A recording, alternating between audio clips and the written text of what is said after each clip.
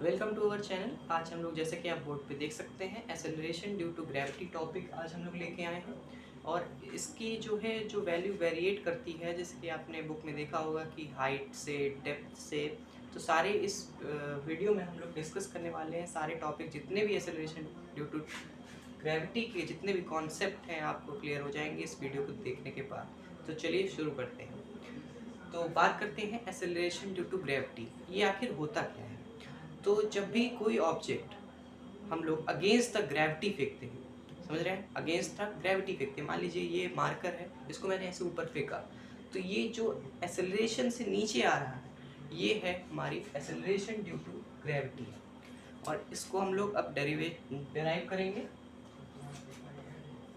तो जैसा कि आपको पता है कि जब ये मार्कर नीचे आ रहा होगा तो इस पे कौन सी फोर्स एक्ट कर रही होगी, mg फोर्स, यानी कि वेट फोर्स। तो इस मार्कर की जो फोर्स है वो mg है। और अर्थ और तो mg इज इक्वल टू, यानी कि जो हम लोग ने जब मार्कर फेंका तो इसके नीचे क्या लग रही है फोर्स, वेट फोर्स लग रही है। और इसके इसके जस्ट अपोजिट, लग रही है हमारे पास क्या, ग्रेविटेशनल फोर्स, जो कि होती है हमारी जी एम। इस एम ये अभी बताऊंगा मास क्या है, और एम अपॉन आर स्क्वायर। ठीक है। तो देखिए ये वाला जो एम है, ये है मास ऑफ ऑब्जेक्ट, जो ऑब्जेक्ट हमने फेंका। और ये जो मास है इसको मैं लिख सकता हूँ एम ई, यानी कि अर्थ का मास। ठीक है, यहाँ मैं लिख दे रहा हूँ M E is equal to mass of earth. और ये आपको पता ही है, दोनों के बीच में, ऑब्जेक्ट और अर्थ के बीच में जो डिस्टेंस है उसको हम लोग स्क्वायर कर रहे हैं। यहाँ से हम लोग m से ये स्मॉल m काट देंगे, तो हमारे पास जो g की वैल्यू बन गई वो हमारे पास क्या बन गई, G M E upon R E square. ठीक है।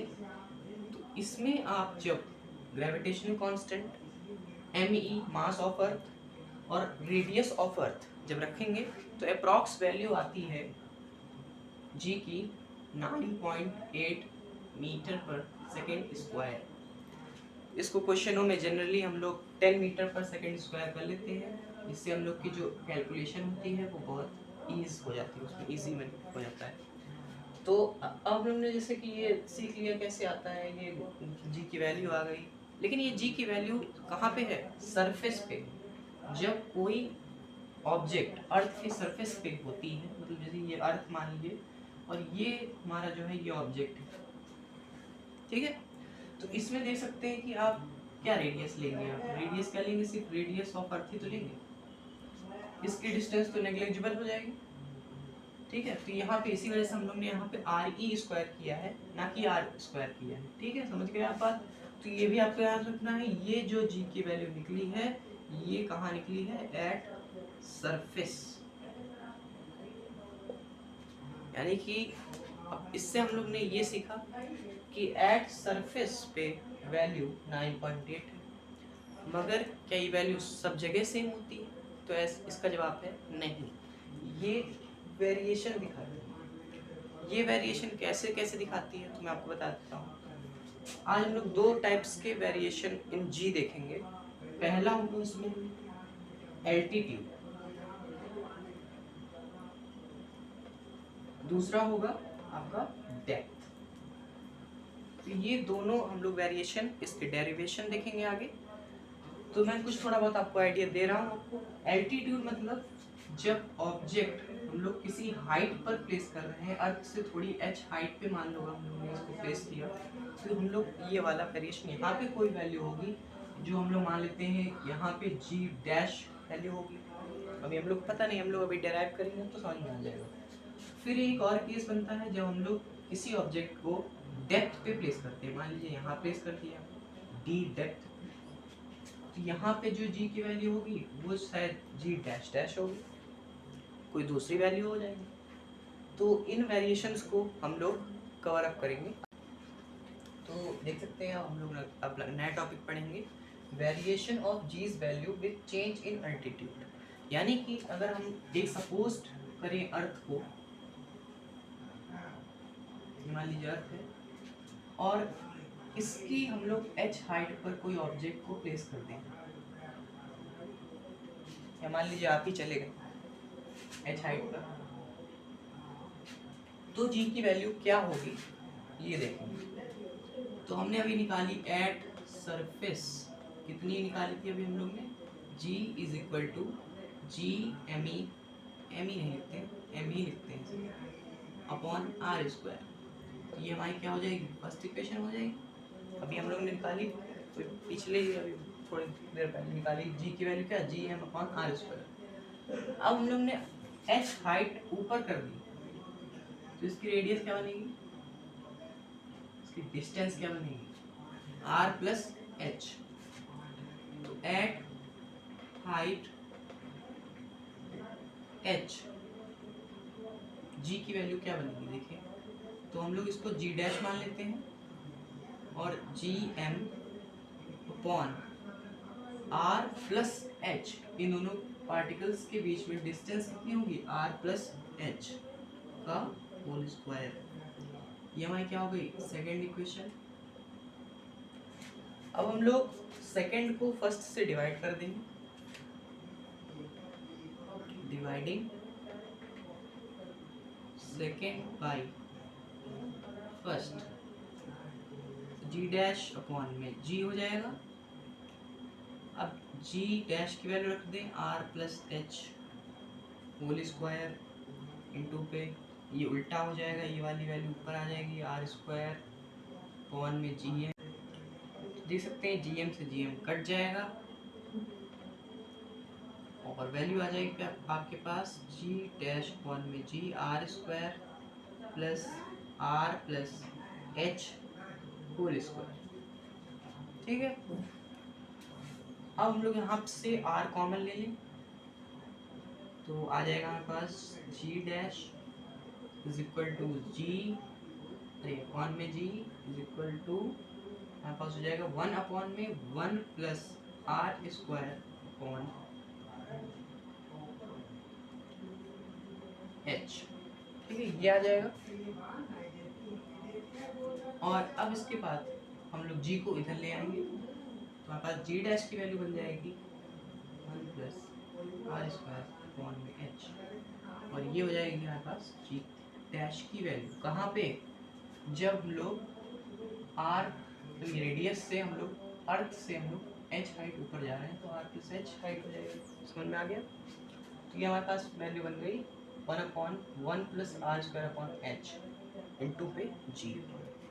इसमें एक एजम्पशन भी है, एजम्पशन मतलब यहाँ पर अगर हम लोग मान लें कि जो h की वैल्यू है वो बहुत छोटी है r से, तो आपने बाइनोमियल में पढ़ा जाती है, फिर जब बाइनोमियल इसका एक्सपेंशन करेंगे तो हमारी जो वैल्यू बनती है वो आती है 1 माइनस 2h पॉन में r। तो ये एक स्पेशल केस है, ये आपको तब याद रखना है जब h की वैल्यू r से बहुत छोटी हो। हमेशा ये वाला फॉर्मूला लगाएंगे तो गलत आंसर भी आ सकता है, ये वाला फॉर्मूला आप लगाओगे तो हमेशा आंसर राइट आएगा, चाहे ये वाला केस हो चाहे वो वाला केस हो। लेकिन ये भी आपको याद रखना है, एक एजम्पशन, छोटा सा एजम्पशन है। तो ये हमारा वैल्यूज बनी कहाँ, जब हम लोग h हाइट अर्थ के ऊपर गए। ठीक है, अब हम बात करते हैं डेप्थ की। तो चलिए आप शुरू करते हैं, depth variation of g's value due to depth. अब हम लोग क्या करेंगे, जैसे कि हम लोग ने अर्थ के ऊपर h हाइट पे प्लेस किया था, अब हम लोग t डेप्थ में इसको प्लेस करके देखते हैं कि g की वैल्यू कैसे हो। तो जैसे मान लेते हैं एक अर्थ है, और अर्थ के नीचे हम लोग d डेप्थ नीचे जा रहे हैं, यहाँ पे d डेप्थ मान लीजिए, ये लीजिए d डेप्थ मान लीजिए। अब ये वाली डिस्टेंस आपको पता है पूरी कितनी होगी, r होगी, तो ये जो रिमेनिंग जो बची है वो कितनी होगी, r माइनस डी। इतना बात समझ में आ गई। तो ऑब्जेक्ट जो हमारा प्लेस है वो यहाँ पे d डेप्थ पे प्लेस है। ठीक है, तो आप चलिए डेरिवेशन स्टार्ट करते हैं। डेरिवेशन स्टार्ट करने के लिए सबसे पहले हम लोग वही यूज़ करेंगे जैसे हम लोग ने एल्टीट्यूड में यूज़ किया था।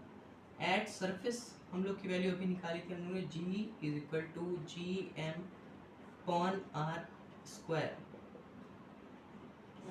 ठीक है, तो ये हम लोग ने वैल्यू निकाली। अब हम लोग इसमें एक और चीज़ करते हैं कि जो ये मास है, मास की जगह हम लोग लिख सकते हैं डेंसिटी इनटू वॉल्यूम।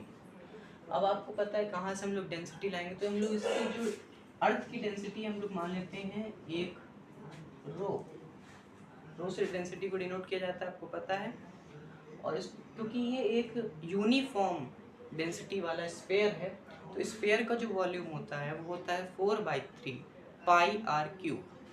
ठीक है, तो ये स्फीयर है, डेंसिटी क्या है, रो है, तो हम लोग मास की जगह इसका कुछ अलग एक्सप्रेशन बना सकते हैं। इज इक्वल टू भी मैं लिख दे रहा हूँ, m इज इक्वल टू होता है आपके पास mass is equal to rho into volume, मतलब डेंसिटी इंटू वॉल्यूम। तो यहाँ पे हम लोग मास की जगह लिख सकते हैं g 4/3 पाई आर क्यूब, ये हमारे पास क्या है वॉल्यूम, और इंटू पे रो पॉन में आर स्क्वायर, तो आर स्क्वायर ये आर क्यूब, एक आर बचेगा यहाँ पे, इज इक्वल टू में g इज इक्वल टू आ जाएगा आपके पास g 4/3 पाई आर रो। ये हमारे पास बन गई फर्स्ट इक्वेशन। हमने यहाँ पे कुछ नहीं किया, यहाँ पे हम लोग ने मास की जगह क्या कर दिया डेंसिटी इनटू वॉल्यूम, बस सबको इतना याद रखना है। अब अच्छा हम लोग चलते हैं यहाँ पे कि डी डेप्थ पे क्या होगी जी की वैल्यू, तो यहाँ लिख दे रहे हैं एट डेप्थ डी जी की वैल्यू क्या बनती है, तो हम लोग यहाँ पे मान लेते हैं कि इसकी वैल्यू बनती है जी डैश। यहाँ पे भी सेम प्रोसेस करेंगे, जी एम पॉन आर, ये देखिए आर माइनस डी, इसकी रेडियस यही तो बनेगी आर माइनस डी का स्क्वायर। अब यहाँ पे भी हम लोग मास की जगह क्या कर लेंगे रो इंटू वॉल्यूम, यानी कि डेंसिटी इंटू वॉल्यूम, तो जी डैश जी, आप इसकी डिस्टेंस देख सकते हैं आर माइनस डी है, 4/3 पाई आर माइनस डी का होल क्यूब हो जाएगा, समझ में आ रहा। तो अब इसके बाद रो डेंसिटी, क्योंकि ये एक यूनिफॉर्म स्फीयर है, आर माइनस टी का होल स्क्वायर, तो स्क्वायर से क्यूब कट जाएगा, एक आर माइनस टी बचेगा, यहाँ पे आ जाएगा हमारे पास expression g 4/3 pi R minus D rho, ये बनेगा। अब हम लोग कर लेंगे डिवाइडिंग सेकेंड, ये हमारी इक्वेशन सेकेंड बन जाएगी बाई फर्स्ट।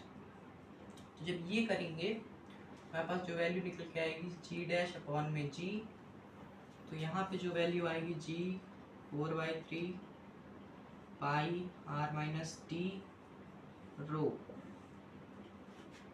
और यहाँ नीचे आएगी 4-3 आर इंटू पे, यहाँ देख सकते हैं रो से रो कट जाएगा, 4/3 से 4/3 पाई कट जाएगा, और जी से जी कट जाएगा, यहाँ बचेगा जी ऑन में जी डैश अपॉन में जी, और यहाँ बचेगा आर माइनस डी, और यहाँ पे बचेगा आर।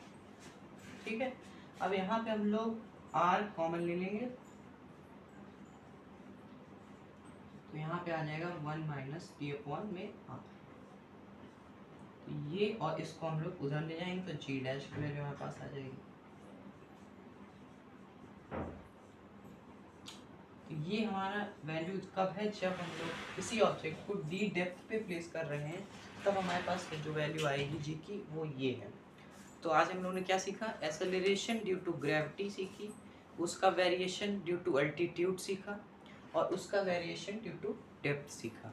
अगले वीडियो में अगर आपको अगला वीडियो देखना है तो सब्सक्राइब करें। धन्यवाद।